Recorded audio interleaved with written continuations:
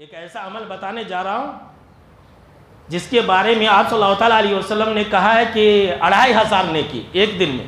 آپ صلی اللہ علیہ وسلم نے کہا ہے کہ عمل ہما یسیر، یہ عمل جو ہے دو عمل بہت ہی آسان ہے، ایزی ہے، لیکن کرنے والے بہت تھوڑے ہیں.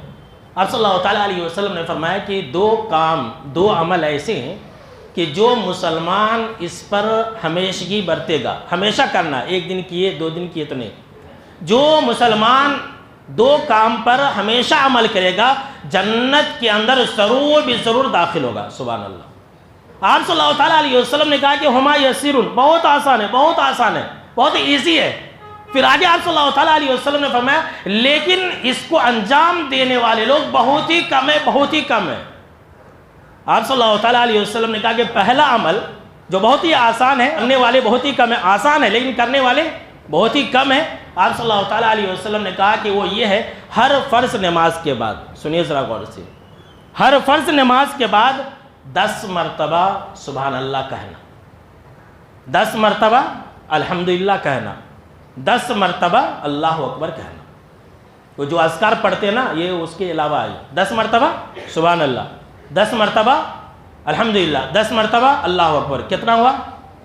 30 ہوا. آپ صلی اللہ تعالیٰ علیہ وسلم نے فرمایا کہ یہ ایک دن میں 5 وقت میں ملا کر کے 150 ہوں گے، یعنی کہ 150 ہوں گے. لیکن ترازو میں جو اس کا اجر اور ثواب ہے وہ 1500 کے برابر ہے. کیوں؟ اس لیے کہ آپ صلی اللہ تعالیٰ علیہ وسلم نے فرمایا کہ ایک عمل کا ثواب 10 گنا ہے.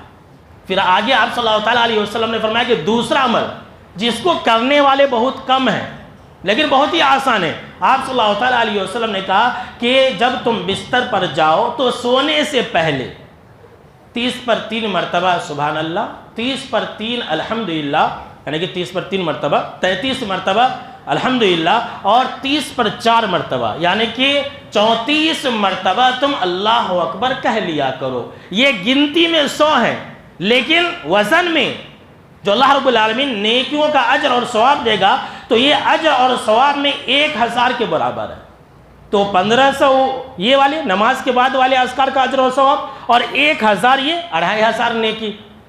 اب یہ حدیث آپ صلی اللہ تعالیٰ علیہ وسلم نے بیان کی.